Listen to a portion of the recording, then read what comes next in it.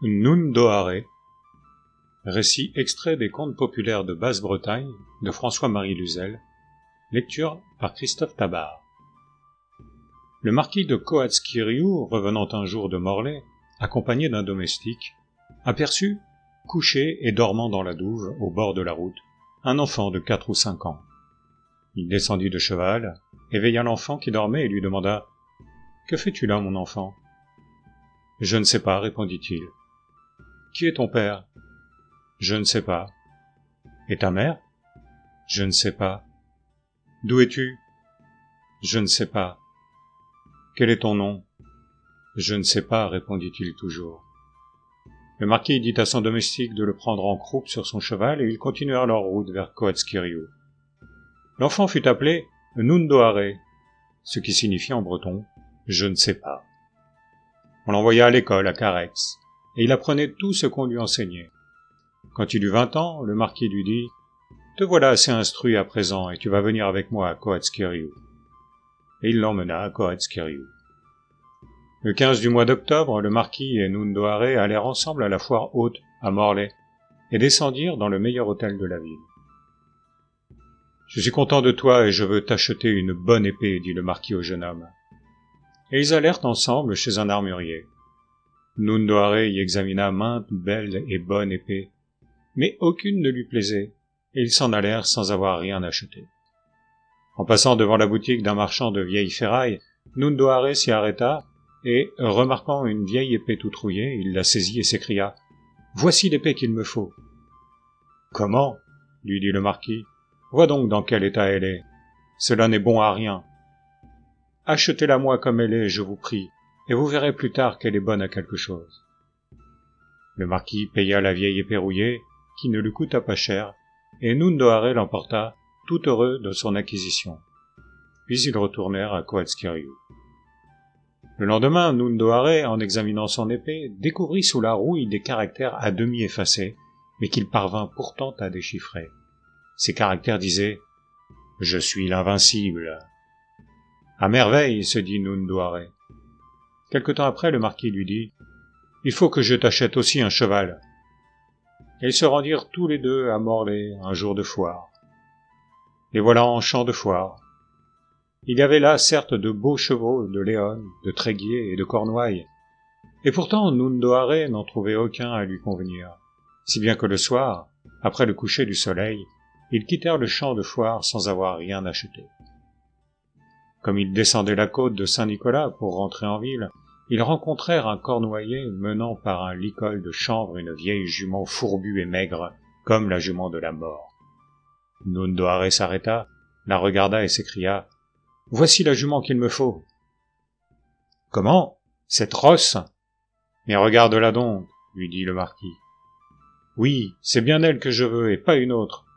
Achetez-la moi, je vous prie. » Et le marquis acheta la vieille jument à Nundoaré, tout en protestant qu'il avait de singuliers goûts. Le cornouaillet, en livrant sa bête, dit à l'oreille de Nundoaré « Voyez-vous ces nœuds au licol de la jument ?»« Oui, répondit-il. »« Eh bien, chaque fois que vous en déferez un, la jument vous transportera immédiatement à 1500 lieues de l'endroit où vous serez. »« Fort bien, répondit-il. » Puis, Nundoaré et le marquis reprirent le chemin de Coatsquiriou avec la vieille jument. Chemin faisant, Nundoaré défit un nœud du licol, et aussitôt la jument et lui furent transportés à travers l'air à 1500 lieues de là. Ils descendirent au centre de Paris. Quelques mois après, le marquis de Coatsquiriou vint aussi à Paris et rencontra Nundoaré par hasard. « Comment ?» lui demanda-t-il. « Est-ce qu'il y a longtemps que tu es ici ?»« Mais oui, répondit-il. »« Comment donc y es-tu venu ?» Et il lui raconta comment il était venu si vite à Paris. Ils allèrent ensemble saluer le roi dans son palais. Le roi connaissait le marquis de Coatsquiriou et leur fit bon accueil. Une nuit, par un beau clair de lune, Nundoaré alla se promener seul avec sa vieille jument hors de la ville. Il remarqua au pied d'une vieille croix de pierre, dans un carrefour, quelque chose de lumineux. Il s'approcha et reconnut une couronne d'or garnie de diamants.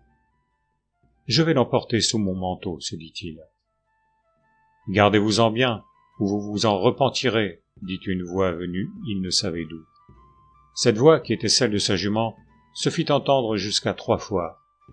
Il hésita quelque temps, et finit par emporter la couronne sous son manteau. Le roi lui avait confié le soin d'une partie de ses chevaux, et la nuit il éclairait son écurie avec la couronne, dont les diamants brillaient dans l'obscurité. Ses chevaux étaient plus gras et plus beaux que tous ceux que soignaient les autres valets, et le roi l'en avait félicité souvent, de sorte qu'ils étaient jaloux de lui. Il y avait défense expresse d'avoir de la lumière dans les écuries la nuit, et comme ils en voyaient toujours dans l'écurie de Nundoaré, ils allèrent le dénoncer au roi. Le roi n'en fit d'abord aucun cas, mais comme ils renouvelèrent plusieurs fois leur dénonciation, il demanda au marquis de Coatsquiriou ce qu'il y avait de vrai dans tout cela. « Je ne sais pas, répondit le marquis, mais je m'informerai auprès de mon domestique. »« C'est ma vieille épée rouillée, répondit Nundoaré, qui luit dans l'obscurité, car c'est une épée fée. » Mais une nuit, ses ennemis, appliquant leurs yeux au trou de la serrure de son écurie, virent que la lumière qu'il dénonçait était produite par une belle couronne d'or placée sur le râtelier des chevaux et qui éclairait sans brûler. Ils coururent en avertir le roi. Celui-ci, la nuit suivante, guetta le moment où la lumière fit son apparition, et, pénétrant subitement dans l'écurie de Nundoaré, dont il avait la clé, comme de toutes les autres, il s'empara de la couronne, la mit sous son manteau et l'emporta dans sa chambre. Le lendemain, il convoqua les savants et les magiciens de la capitale pour lui donner la signification de l'inscription gravée sur la couronne, mais aucun d'eux n'y comprenait rien. Un enfant de 7 ans qui se trouvait là par hasard vit aussi la couronne et dit que c'était celle de la princesse du Bélier d'Or. Aussitôt le roi fit appeler Nundoaré et lui parla de la sorte.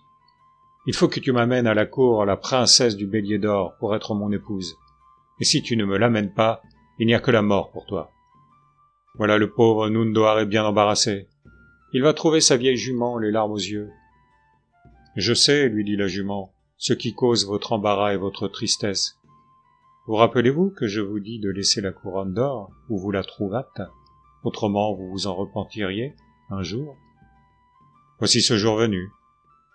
Pourtant ne vous laissez pas aller au désespoir, car si vous m'obéissez et faites de point en point ce que je vais vous dire, vous pouvez encore vous tirer de ce mauvais pas. Allez d'abord trouver le roi et demandez-lui de l'avoine et de l'argent pour le voyage. » Le roi donna de l'avoine et de l'argent, et Nundoaré se mit en route avec sa vieille jument. Ils arrivent au bord de la mer, et y voient un petit poisson resté à sec sur le sable près de mourir. « Mettez vite ce poisson à l'eau, dit la jument. Nundoaré obéit, et aussitôt le petit poisson, élevant sa tête au-dessus de l'eau, parla de la sorte. « Tu m'as sauvé la vie, Nundoaré, je suis le roi des poissons, et si jamais tu as besoin de mon secours, tu n'auras qu'à m'appeler au bord de la mer et j'arriverai aussitôt. » Et il plongea dans l'eau et disparut. Un peu plus loin, ils rencontrèrent un petit oiseau pris dans des lacs. « Délivrez cet oiseau, dit encore la jument, et Nundoaré délivra le petit oiseau, qui dit aussi, avant de s'envoler, « Merci, Nundoaré, je te revaudrai ce service. Je suis le roi des oiseaux, et si jamais moi ou les miens pouvons être utiles, tu n'auras qu'à m'appeler, et j'arriverai aussitôt. » Ils continuèrent leur route, et comme la jument traversait facilement les fleuves, les montagnes, les forêts et les mers, ils arrivèrent bientôt sous les murs du château du Bélier d'Or. Ils entendirent un vacarme épouvantable à l'intérieur du château, de sorte que Nundoaré n'osait pas y entrer. Près de la porte, il vit un homme attaché à un arbre par une chaîne de fer et qui avait autant de cornes sur le corps qu'il y avait de jours dans l'année. « Détachez cet homme et rendez-lui la liberté, dit la jument. « Je n'ose pas en approcher. »« Ne craignez rien, il ne vous fera pas de mal. » Nundoaré détacha l'homme qui lui dit « Merci, je vous revaudrai ce service. Si jamais vous avez besoin de secours, appelez Griffe cornue ou le roi des démons, et j'arriverai aussitôt. » « Entrez à présent dans le château, dit la jument à Nundoaré, et ne craignez rien, je resterai à paître ici, dans le bois, où vous me retrouverez au retour. La maîtresse du château, la princesse du Bélier d'Or, vous fera bon accueil et vous montrera nombre de merveilles de toutes sortes. Vous l'inviterez à vous accompagner dans le bois pour voir votre jument, qui n'a pas sa pareille au monde, et qui connaît toutes les danses de Basse-Bretagne et des autres pays que vous lui ferez exécuter sous ses yeux. Nundoaré se dirige vers la porte du château. Il rencontre une servante qui va puiser de l'eau à la fontaine du bois et qui lui demande ce qu'il cherche par là. « Je voudrais, répondit-il, parler à la princesse du Bélier d'Or. La servante va dire à sa maîtresse qu'un étranger vient d'arriver au château, qui demande à lui parler. La princesse descend aussitôt de sa chambre et invite Nundoare à visiter avec elle les merveilles de son château. Quand il eut tout vu, il invita à son tour la princesse à venir voir sa jument dans le bois. Elle y consentit, sans difficulté. La jument exécuta devant elle les danses les plus variées, ce qui la divertit beaucoup. « Montez sur son dos, princesse, lui dit Nundoare, et elle dansera avec vous fort agréablement. » La princesse, après quelque hésitation, monta sur la jument.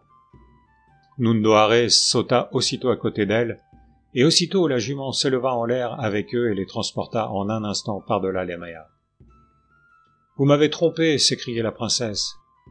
Mais vous n'êtes pas encore au bout de vos épreuves, et avant que j'épouse le vieux roi de France, vous aurez pleuré plus d'une fois. » Ils arrivèrent promptement à Paris.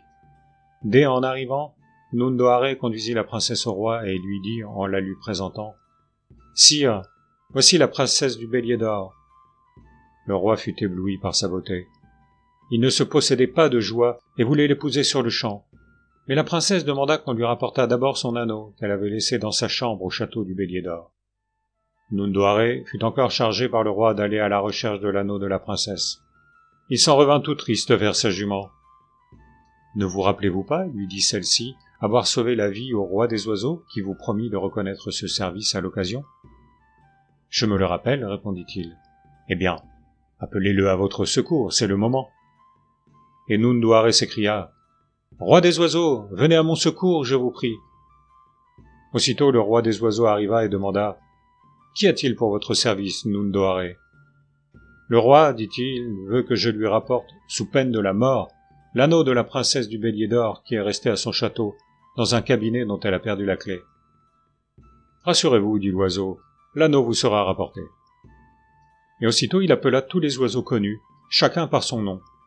Ils arrivaient tous, à mesure que leur nom était prononcé, mais, hélas, aucun d'eux n'était assez petit pour pouvoir pénétrer dans le cabinet de la princesse par le trou de la serrure. Le roi Telet seul avait quelque chance d'y réussir. Il fut donc envoyé à la recherche de l'anneau. Avec beaucoup de mal et en y laissant presque toutes ses plumes, il parvint à s'introduire dans le cabinet, prit l'anneau et l'apporta à Paris. Nundoare courut aussitôt le présenter à la princesse. « À présent, princesse, lui dit alors le roi, vous n'avez sans doute plus de raison de retarder davantage mon bonheur.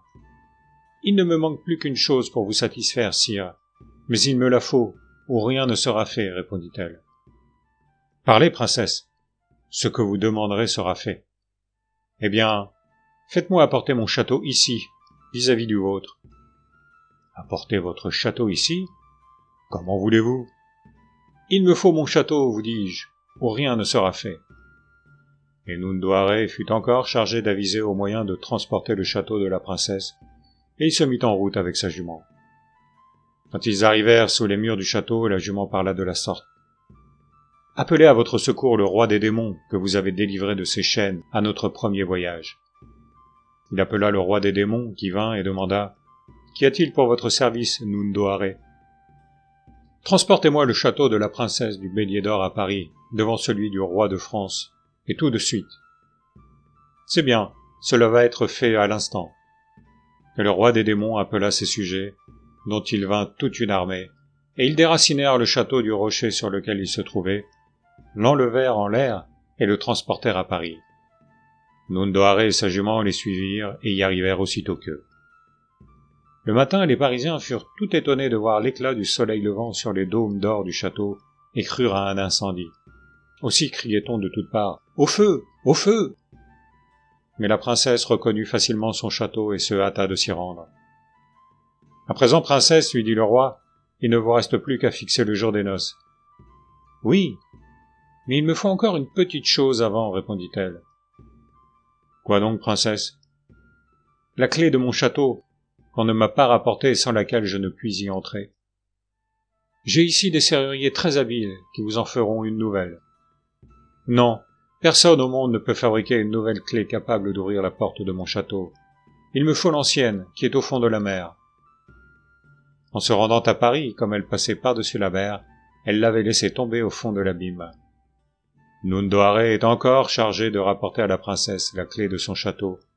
Il se remet en route avec sa vieille jument. Arrivé au bord de la mer, il appelle à son secours le roi des poissons. Celui-ci arrive aussitôt et demande « Qu'y a-t-il pour votre service, Nundoare ?»« Il me faut la clé du château de la princesse du Bélier d'Or que la princesse a jeté à la mer. »« Vous l'aurez, répondit le roi. Et il appela aussitôt tous ces poissons qui se hâtaient d'accourir à mesure qu'il prononçait leur nom. Mais aucun d'eux n'avait vu la clé du château. Seule la vieille n'avait pas répondu à l'appel de son nom.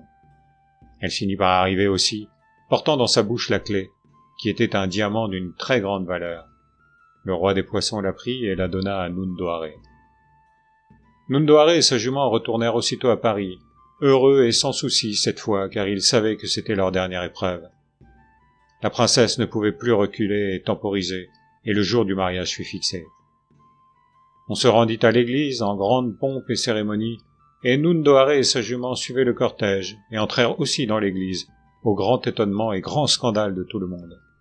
Mais quand la cérémonie fut terminée, la peau de la jument tomba à terre et laissa voir une princesse d'une beauté merveilleuse, qui présenta la main à Nundoare en disant « Je suis la fille du roi de Tartarie. Venez avec moi dans mon pays, Nundoare, et nous nous y marierons ensemble. » Et Nundoare et la fille du roi de Tartarie, laissant le roi et la société tout ébahis, partirent ensemble, et, depuis, je n'ai pas eu de leurs nouvelles.